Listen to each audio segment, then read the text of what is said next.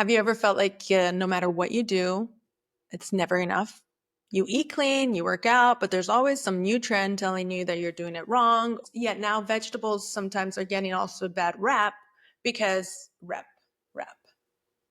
Well, you guys can write what it's supposed to be. But anyways, I respect people that do it. I think it's great for them. But for me, it sucked big time. Everyone, welcome back to Living Your Truest Self. If you're new here, I'm Christina, and I hope that a lot of you are following me from the other episodes. So just to give you a little run about in case you are new here, I'm a full-time working mom, a wife married for 20 years, the oldest sister in a family of 10, and someone who's been obsessed with healthy everything for as long as I can remember. I'm a certified Jay Shetty life and success coach. So, we're going deep into mindset shifts that actually help and really work. So, today we're talking about something that I know so many of us struggle with. And I've touched base on this back in the first episode, but I wanted to dive deeper into it. And it's about health, diets, and the pressure to get it right. So, yeah, let's start. Have you ever felt like no matter what you do, it's never enough? You eat clean, you work out, but there's always some new trend telling you that you're doing it wrong, or this is out, the new is in.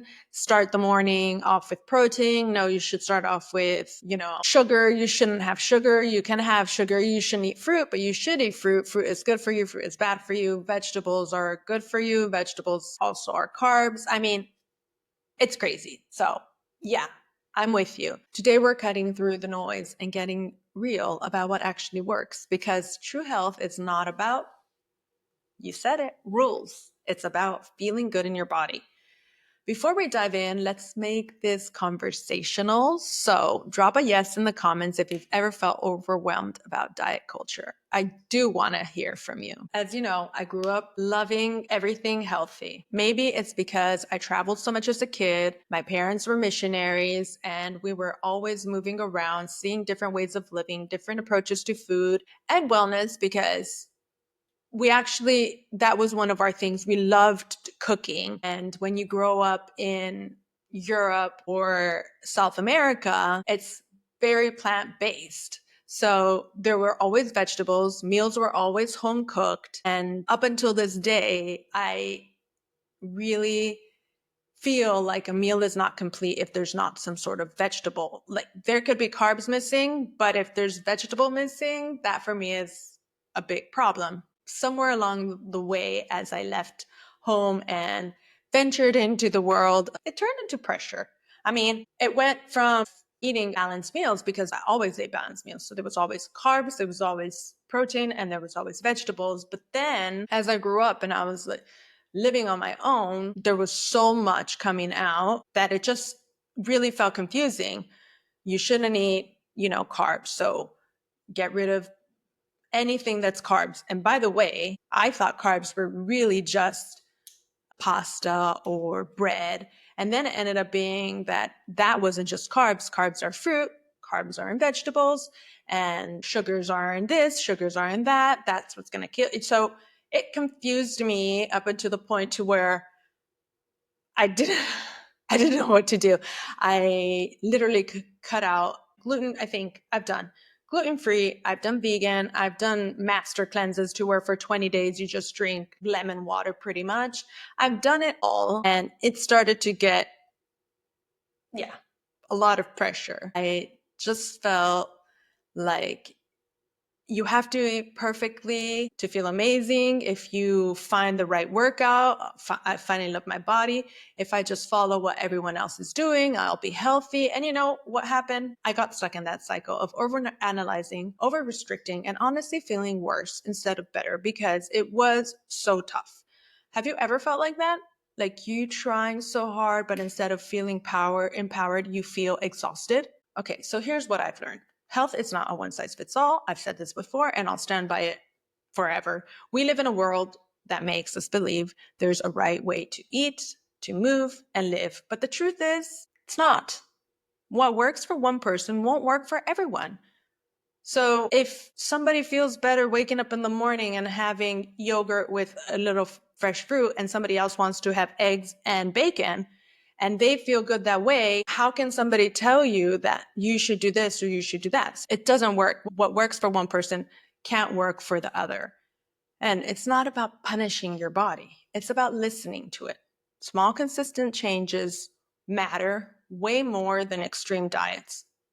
Okay, so let's break it down. Food. Instead of asking, is this food healthy? Ask, how does this food make me feel? I know I feel really good when I have vegetables, yet now vegetables sometimes are getting also a bad rap because rap. Well, you guys can write what it's supposed to be. But anyways, vegetables, because some have sugars, some are carbs, some are this. And, honestly, I don't care. I eat all of the vegetables and I'm going to continue eating vegetables. I'm not going to pick through it because I feel that saying like even avocados are fattening. And then now it's like, oh, don't eat avocados because they're very full of fats. It's not bad for you. It's natural. So I much rather have that than now, oh, fries have less calories than an avocado. But what nutrition is there in there for me? So I'm stopping to listen to all that. I know what healthy is. Healthy is something that makes me feel good, but at the same time, something that grows from earth, a plant, homemade, right ingredients. I ask myself, how do I feel? How does this food make me feel? 2, exercise. Instead of forcing workouts, ask yourself, what kind of movement makes me happy? I remember I used to say, oh, I have to go jogging. And I really, really hate running. I mean, I respect people that do it. I think it's great for them. But for me, it sucked big time. I used to look at a tree and couldn't wait to reach that tree. I was just so anxious. I was upset. I was punishing myself until I found, obviously, a really, really good workout. And I've been consistent with it for 13 years and I will not stop doing it because I feel like it's part of my life. It's a habit. I don't even feel like I'm working out. People are like, oh my God, you work out. And I'm like, oh yeah, did I work out? It's not, I don't feel bad. So you really do have to do something that makes you happy. Find an exercise that really suits you and don't listen to, you should work out, you should lift weights, you should do this, you should do that. There's going to be so many things out there. The important thing is that you move your body, whatever it is that suits you. Rest is another massive one. Instead of glorifying exhaustion, like, oh, I'm so exhausted because I did all of this, am I giving my body what it needs? Because health isn't about following rules. It's about creating your own.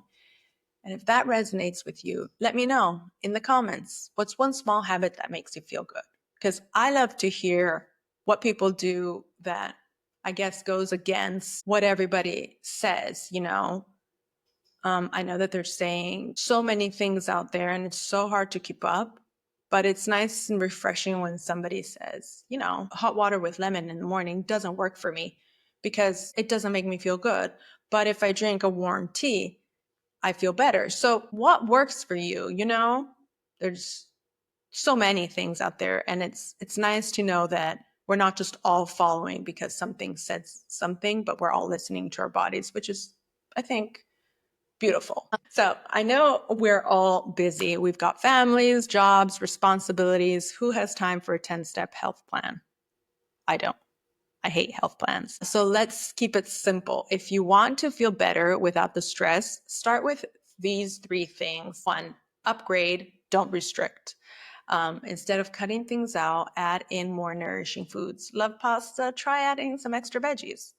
If you love sweets, go for dark chocolate. Make small upgrades instead of drastic changes that make you feel very overwhelmed. I now don't restrict anything. I eat literally everything. And that's how I feel. If I'm making pasta, I make sure that I have a vegetable with it. If I want a sweet, I make sure, it's like dark chocolate or the best of it. Then, there's going to be days you're going to slip, but upgrade your life. Okay.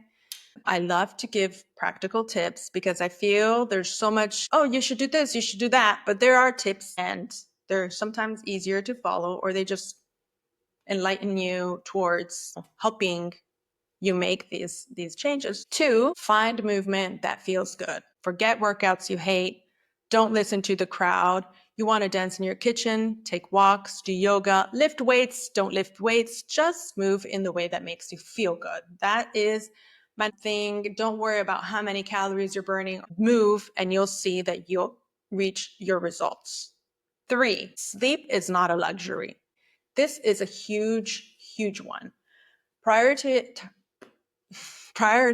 rest is one of the best things you can do for your health.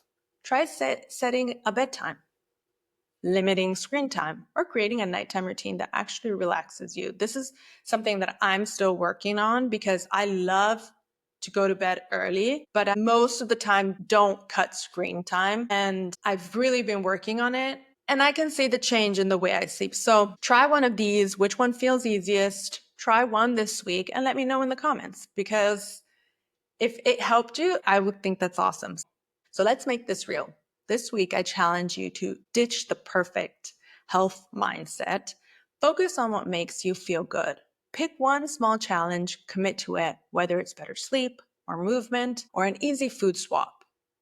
Let me know in the comments what you're working on. I'd love to support you. And if you found this episode helpful, hit the like button, subscribe, and share this with a friend who needs to hear it. Thanks so much for hanging out with me today. See you next week, where we're tackling something we all struggle with: feeling overwhelmed.